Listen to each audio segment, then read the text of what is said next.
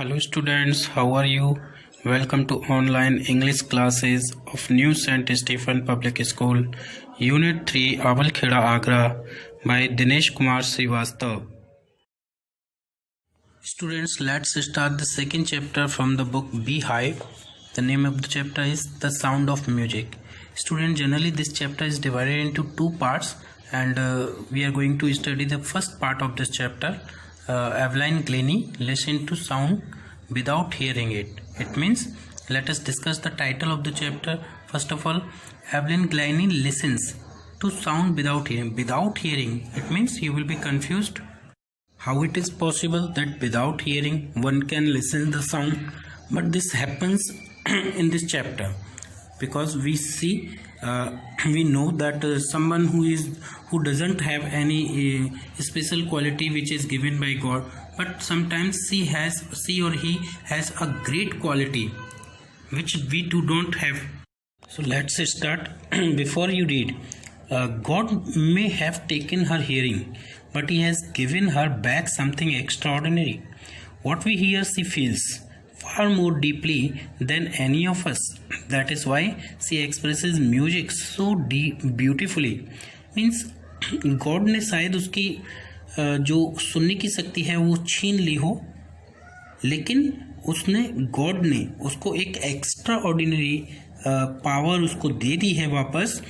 वो क्या है कि वॉट वी हियर, जो कुछ भी हम सुनते हैं, सी फील्स, वो उसे महसूस करती है far more deeply than any of us. हम जितना सुन करके उसको समझते हैं उससे कहीं ज़्यादा वो उसको महसूस करके समझ पाती है. दैट इज़ वाई, इसीलिए सी एक्सप्रेसेस म्यूजिक सो ब्यूटीफुली. वो म्यूजिक को इतने ब्यूटीफुली तरीके से, इतने खूबसूरती से एक्सप्रेस कर पाती है. तो read the following account of a person who fought against a physical disability and made her life a success story.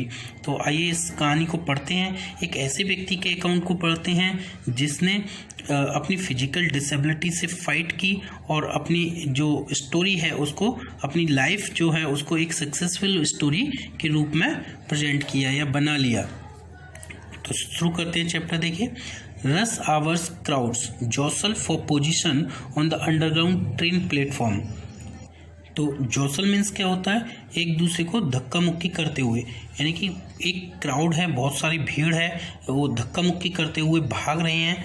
For position, अपनी अपनी पोजीशन लेने के लिए, अपनी अपनी स्थिति या जगह लेने के लिए एक अंडरग्राउंड ट्रेन प्लेटफॉर्म पर. एक ट्रेन प्लेटफॉर्म है, वहाँ पर ट्रेन आने वाली है और अपनी अपनी स्थिति को लेने के लिए लोग जॉसल कर रहे हैं, यानी कि धक्का मुक्की कर रहे हैं. अ स्लाइट गर्ल, एक छोटी दुबली पतली लड़की, लुकिंग यंगर देन हर 17 ईयर्स, जो कि 17 साल की है लेकिन अपनी 17 साल की उम्र से काफ़ी छोटी लग रही है. वॉज नर्वस, वो काफ़ी नर्वस है. येट एक्साइटेड, लेकिन फिर भी वो काफ़ी एक्साइटेड है. As she felt the vibration of the approaching train, क्योंकि वो आती हुई जो ट्रेन आने वाली है उसका जो वाइब्रेशन है उसको वो महसूस कर पा रही है. It was her first day at the prestigious Royal Academy of Music in London. London में एक बहुत ही प्रेस्टिजियस रॉयल एकेडमी है. प्रेस्टिजियस का मतलब सम्मान है, जो काफ़ी फेमस है, और रॉयल एकेडमी ऑफ म्यूजिक है, वहाँ पर संगीत सिखाया जाता है. तो वहाँ पर वो उसका पहला दिन है आज, वहाँ वो जा रही है और डेफिनेटली वो एक प्रेस्टिजियस है. तो जब हम पहली बार इतने बड़े किसी स्कूल में या कहीं पर भी जब हमारा फर्स्ट डे होता है तो हम थोड़े डरे हुए होते हैं. एंड डॉन्टिंग इनफ, वो काफ़ी भयभीत है. डॉन्टिंग का मतलब फ्राइटफुल है.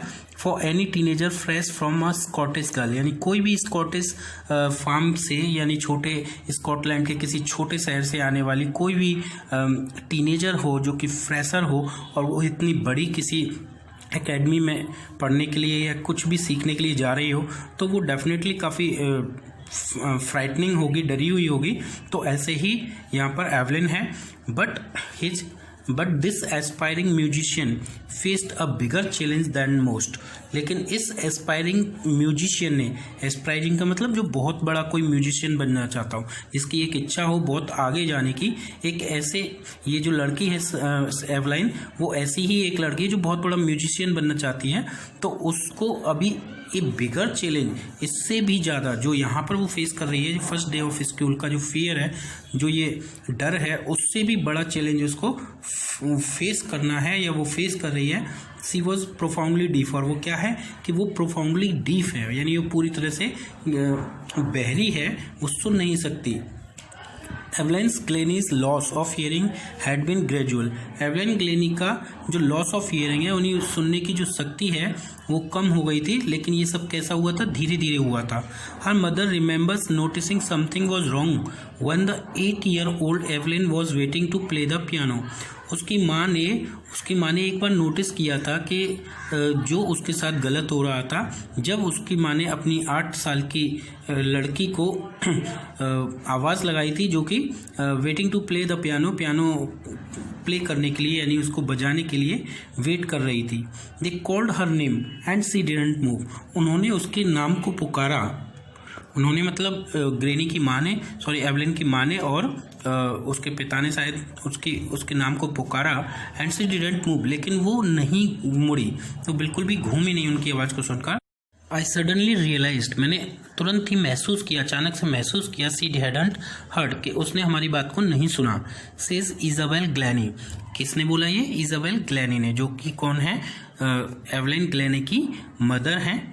फॉर क्वाइट अ वाइल, कुछ पल के लिए Evelyn manage to conceal her growing deafness from friends and teachers. कुछ समय तक तो जो एवलिन ग्लैनी है वो अपनी इस डीफनेस को, अपने इस बढ़ते हुए बहरेपन को अपने फ्रेंड्स से, अपने टीचर्स से लगातार छुपाने में कामयाब रही। But by the time she was 11, लेकिन उस समय जब वो 11 ईयर्स की हो गई, her marks had deteriorated and her head ministers urged her parent to take her to a specialist. तो जब उस समय जब वो 11 साल की हो गई और उसके जो स्कूल में एग्ज़ाम्स में जो आने वाले मार्क्स थे वो लगातार डिट्रॉइट होते चले गए, मतलब मार्क्स बहुत ही पुअर आने लगे उसके, और उसकी जो हेड मिनिस्ट्रेस थी, उसके पेरेंट्स ने उसको बुला कर के अर्ज किया, उनसे रिक्वेस्ट की कि वो इसको किसी स्पेशलिस्ट को दिखाएं, क्योंकि वो सुन नहीं पाती है। इट वॉज देन, तब जाकर, यानी कि जब उसको स्पेशलिस्ट के पास ले जाया गया, तब जाकर ये डिस्कवर किया गया कि उसकी जो हियरिंग पावर है सिवियरली इम्पेयर्ड, वो गंभीर रूप से समाप्त हो गई थी as a result of gradual nerve damage. एक नर्व डैमेज की वजह से, यानी कोई नर्व उसकी जो है डैमेज हो गई थी, जिसके रिजल्ट में वो उसके सुनने की शक्ति पूरी तरह से चली गई थी। दे वर एडवाइज्ड, उनको सलाह दी गई that she should be fitted with hearing aids, कि उसको जो हियरिंग एड्स होते हैं, सुनने के लिए जो इक्विपमेंट्स होते हैं, उनको दे दिया जाए, and send to a school for the deaf, और उनको एवलिन को एक जो डीफ लोगों के लिए स्कूल होता है, बहरे लोगों के लिए स्कूल होता है, उस स्कूल में उसको भेज दिया जाए। Everything suddenly looked black says Evelyn. तो एवलिन कहती है कि उस समय जब ये कहा गया उसके पेरेंट्स से, तो वो कहती है कि सब कुछ मानो उसके जीवन में अंधकार छा गया, उसे ऐसा लगा कि जीवन मानो समाप्त हो गया। But Evelyn was not going to give up, लेकिन एवलिन अपनी हिम्मत हारने वाली नहीं थी। She was determined to lead a normal life, और उसने एक सीधा साधा जीवन जीने का डिटरमाइन कर लिया था, निश्चय कर लिया था, दृढ़ निश्चय कर लिया था।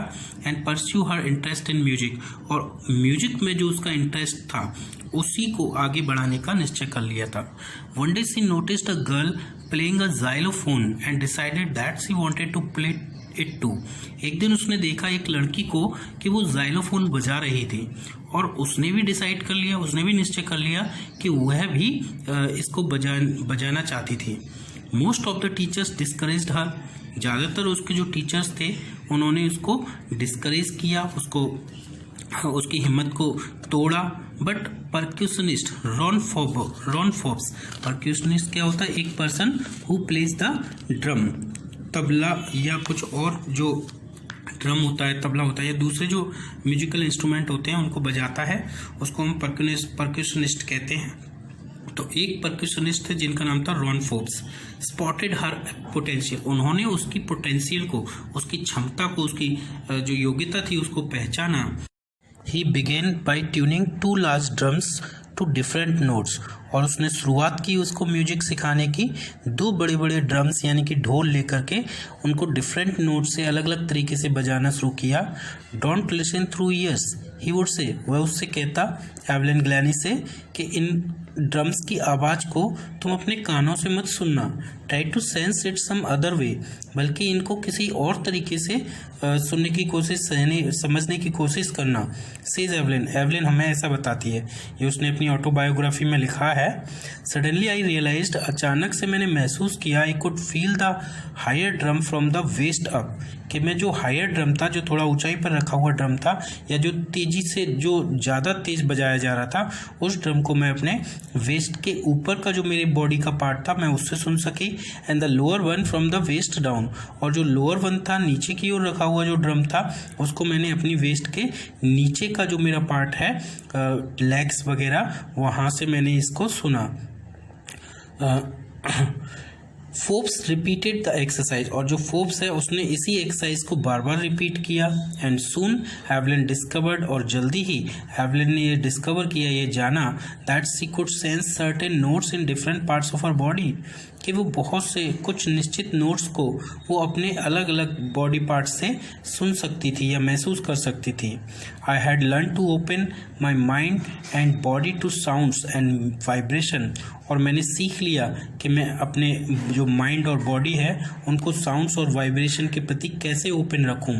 The rest was share determination and hard work, और जो बाकी का बचा काम था वो मेरी उस शेयर डिटर्मिनेशन ने, यानी मेरी जो दृढ़ मेरी इच्छा थी, जो मैंने डिटरमाइन कर लिया था, निश्चय कर लिया था, उसने और मेरे हार्ड वर्क ने काम कर दिया। She never looked back from that point onwards, और उस पॉइंट से, यानी उस पल से लेकर आगे तक उसने कभी भी पीछे मुड़कर नहीं देखा। She toured the United Kingdom with the youth orchestra, एक यूथ ऑर्केस्ट्रा, युवा जो ऑर्केस्ट्रा क्या होता है, एक ग्रुप होता है जिसमें बहुत सारे लोग होते हैं जो म्यूजिक बजाते हैं, तो वो ऑर्केस्ट्रा के साथ में जिसमें बहुत सारे यूथ थे, युवा लोग थे, उसने यूनाइटेड किंगडम का टूर किया। And by the time she was 16, और ये उस समय हुआ जब वो 16 ईयर्स की थी, या वो 16 ईयर्स की जब हो गई, she had decided to make music her life, उसने ये डिसाइड कर लिया कि वो म्यूजिक को ही अपना जीवन बनाएगी। She auditioned for the Royal Academy of Music and scored one of the highest marks in the history of the Academy.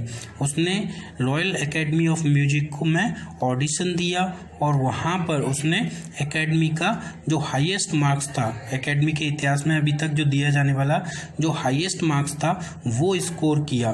C gradually moved from orchestral work to solo performance, और धीरे धीरे वो जो ऑर्केस्ट्रियल work था, यानी वो orchestra में सबके साथ मिलकर के बजाती थी पहले, तो वो वहाँ से टर्न हो गई धीरे धीरे जो सोलो परफॉर्मेंस है, यानी एकल परफॉर्मेंस, उसकी ओर मुड़ गई। यानी पहले वो सारे ऑर्केस्ट्रल जो लोग थे, ग्रुप होता था, उसके साथ मिलकर बजाती थी, लेकिन अब उसने सिंगल ही बजाना शुरू कर दिया।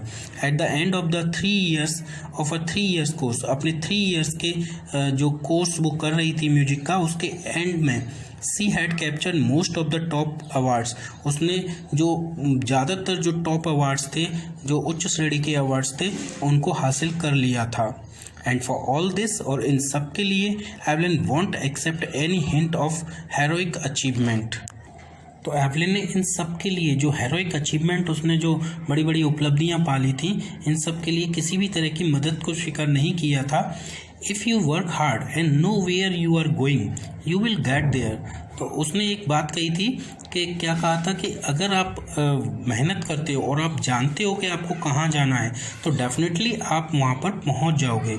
And she got right to the top, और वो राइट टू द टॉप पहुँच चुकी थी। The world's most sought after multi percussionist with the mastery of some thousands instruments, वो संसार की सबसे ज़्यादा मल्टी परक्यूनिस्ट के रूप में, यानी सबसे ज़्यादा जो अलग अलग जो इंस्ट्रूमेंट्स थे उनको बजाने, लगभग उसने थाउजेंड्स इंस्ट्रूमेंट्स थे जिनमें मास्टरी हासिल कर ली थी, यानी उन पर, और उसने अच्छे से अपना कमांड पा लिया था। तो वो ऐसे परक्यूशनिस्ट के रूप में पहचाने जाने लगी। एंड हेक्टिक इंटरनेशनल शेड्यूल, और बड़ी जल्दी ही उसके बहुत सारा इंटरनेशनल शेड्यूल बन गया था, यानी जगह जगह उसको एक तरह से इन्विटेशन मिलने लगे कि उसको म्यूजिक प्ले करने के लिए कि हमारे यहाँ आए और म्यूजिक प्ले करें। इट इज़ इंट्रिग्विंग, ये बड़ा ही फैसिनेटिंग होगा, क्यूरियस होगा, आश्चर्यचकित करने वाला होगा to watch Evelyn function so effortlessly without hearing, कि बिना सुने और इतने एफर्टलेस तरीके से फंक्शंस करते हुए, काम करते हुए।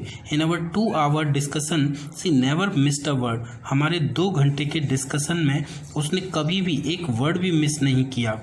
Man with bushy beards give me trouble, she laughed, वो हंसते हुए कहती थी कि जो आदमी बुशी बियर्ड्स वाले होते हैं, घनी दाढ़ी वाले होते हैं, वो अक्सर मुझे परेशान करते हैं। It is not just watching the lips, क्योंकि ये केवल इसलिए नहीं था कि वो उनके होंठों को देखती थी, केवल होंठों को देखना ही नहीं था। It is the whole face specially the eyes, बल्कि ये पूरे फेस को देखना होता है, विशेष रूप से उसकी आँखों को। She speaks flawlessly with a Scottish lilt, और वो बड़े ही फ्लॉलेस तरीके से बिना कोई मिस्टेक किए हुए ही लिल्ट का मतलब होता है एक बोलने का तरीका, वे ऑफ स्पीकिंग, स्कॉटिश वे में, यानी जो स्कॉटलैंड की भाषा है उसमें वो बोलती थी। My speech is clear because I could hear till I was 11, वो कहती हैं, एवलिन कहती है कि मेरी जो स्पीच है, मेरी जो भाषा है वो क्लियर है, क्योंकि मैं 11 ईयर्स की होने से पहले मैं सुन सकती थी, उस समय वो सुनना जानती थी। सी सेज, वह कहती है, but that does not explain how she managed to learn French and master basic Japanese, लेकिन इसका मतलब इससे ये बात स्पष्ट नहीं हो जाती कि उसने जो फ्रेंच लैंग्वेज थी उसको कैसे सीखा और जापानीज लैंग्वेज में कैसे वो उसने मास्टरी हासिल कर ली। As for music she explains, अगर म्यूजिक की बात करें तो वो कहती है, it pours in through every part of my body, कि ये जो म्यूजिक है वो मेरे शरीर के हर हिस्से में पोर हो जाता है, यानी अंदर तक प्रवेश कर जाता है।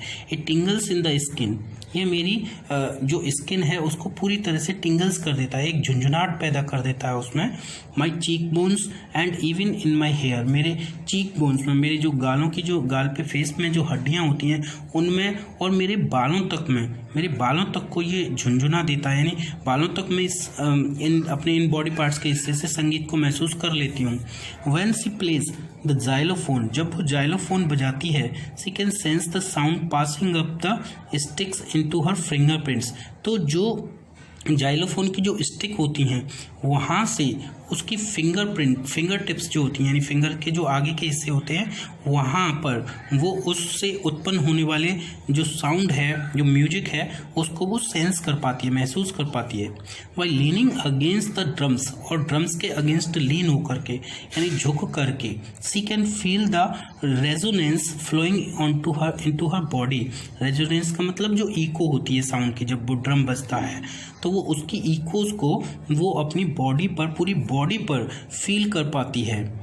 On a wooden platform she removes her shoes, और जब भी कभी वो कहती है कि जब भी मैं कभी किसी वुडन प्लेटफॉर्म पर पहुंचती हूँ तो वो कहती है कि मैं वहाँ से अपने शूज़ को रिमूव कर देती हूँ, शूज़ को उतार देती हूँ, that the vibration pass through her bare feet and upper legs, जिससे कि जो वाइब्रेशन है साउंड का, म्यूजिक का, वो उसके बेयर फीट से, नंगे पैर से, और उसकी नंगे पैर से होता हुआ, उसकी टांगों से होता हुआ उसके माइंड तक, उसके पूरी बॉडी तक पहुंच सके, तो वो ऐसा कहती है। नॉट सरप्राइजिंगली, इसमें कोई सरप्राइज करने वाली बात नहीं है, इसमें बड़ी कोई आश्चर्य की बात नहीं है कि एवलिन डिलाइट्स हर ऑडियंसेस, ये जो एवलिन है वो अपने ऑडियंसेस को काफ़ी खुश रखती थी, यानी उसकी जो ऑडियंस, उसकी जो म्यूजिक को सुनते थे वो लोग काफ़ी खुश रहते थे, यानी बहुत अच्छा लगता था उनको उसका music.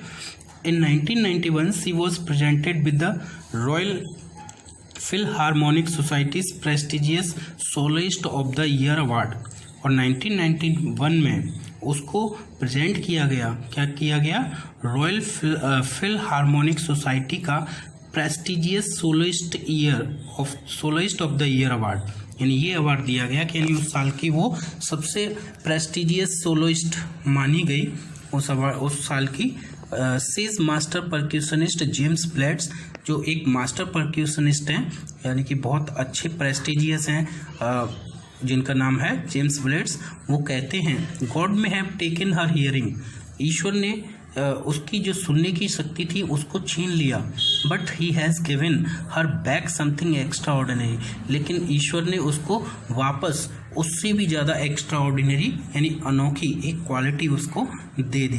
What we hear she feels, जो कुछ भी हम सुनते हैं वो महसूस करती है, far more deeply than any of us, हम जो सुनकर के जितना समझ पाते हैं कहीं ज़्यादा वो फील करके महसूस करके उसको समझ पाती है।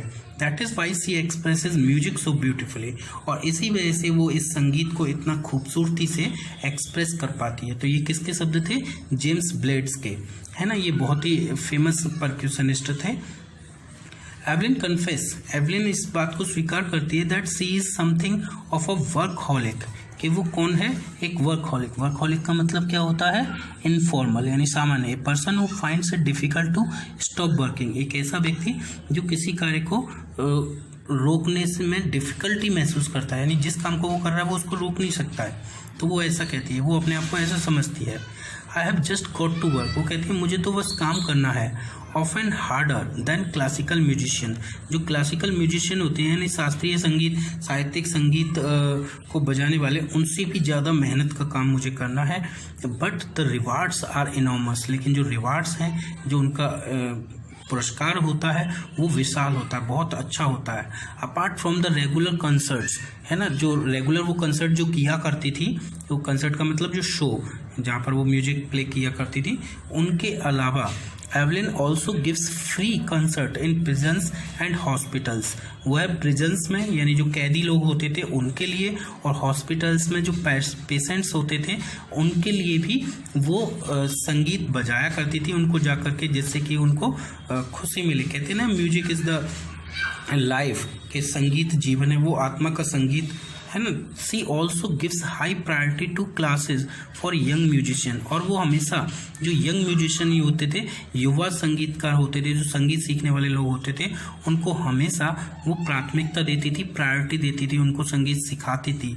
And रिचलिन of the Beethoven fund for deaf children says, यानी एक बीथोवन फंड था जो कि डीफ चिल्ड्रन के लिए बनाया गया था। फंड, बीथोवन फंड एक संस्था थी, मतलब जो डीफ चिल्ड्रन होते हैं उनके हेल्प के लिए होती थी। तो उसके कोई व्यक्ति थे जिनका नाम था एन रिचलिन, वो कहते हैं she is a shining inspiration for deaf children, कि जो एवलिन ग्लेनी के बारे में वो कहते हैं कि एवलिन ग्लेनी कौन है? एक साइनिंग इंस्पिरेशन है डीफ चिल्ड्रन के लिए, जो बच्चे बहरे होते हैं ऐसे बच्चों के लिए वो एक साइनिंग इंस्पिरेशन है, एक चमकदार प्रेरणा देने वाली एक लड़की है।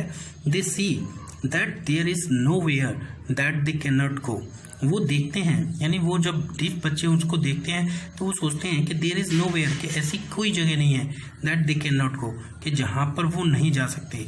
वो कब? जब वो एवलिन ग्लेनी को संगीत बजाते हुए, इतने ब्यूटीफुली तरीके से संगीत बजाते हुए जब उसको सुनते हैं या फिर उसको देखते हैं, तो उनके मन में ये बात आती है कि ऐसी कोई जगह नहीं है, मतलब ऐसी कोई अचीवमेंट नहीं है जिसको वो प्राप्त नहीं कर सकते। अगर वो चाहे, मेहनत करें एवलिन ग्लेनी की तरह से, तो कोई भी अचीवमेंट, किसी भी तरह की अचीवमेंट है वो उसको पा सकते हैं। Evelyn Glennie has already accomplished more than most people twice her age, Evelyn Glennie ने अपनी उम्र से दुगने लोग जितना हासिल कर पाते हैं, यानी एवलिन ग्लेनी की उस समय जो उम्र थी उससे दुगनी उम्र में जो लोग जितना हासिल कर पाते हैं, एवलिन ग्लेनी उससे कहीं ज़्यादा अपने जीवन में हासिल कर चुकी थी, यानी बहुत कुछ फेमस वो हो चुकी थी, बड़ी बड़ी अचीवमेंट्स उसने पाली थी। She has brought percussions to the front of the orchestra, और वो परक्यूशंस को, जो परक्यूशन जो म्यूजिक बजाने की जो कला है उसको ऑर्केस्ट्रा से बाहर निकाल कर ऑर्केस्ट्रा के सामने ले आई थी, यानी सबसे आगे ले गई थी।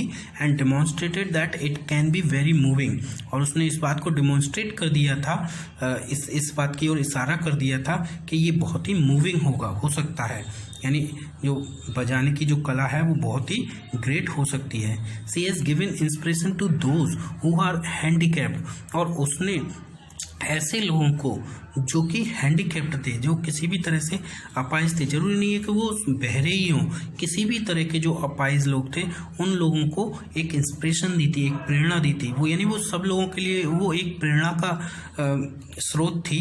People who look to her and say, लोग जो हैंडीकैप थे या किसी भी तरह के थे वो उसकी ओर देखते थे और कहते हैं, क्या कहते हैं, if she can do it, यानी जो अपाहिज लोग हैं स्पेशली वो उसकी ओर देखते हैं और वो कहते हैं, क्या कहते हैं कि अगर वो कर सकती है आई कैन, तो मैं भी कर सकता हूँ। यानी उसको देख करके लोगों के अंदर ये बात आती थी कि अगर ग्लैनी कर सकती है इसको तो हम क्यों नहीं कर सकते।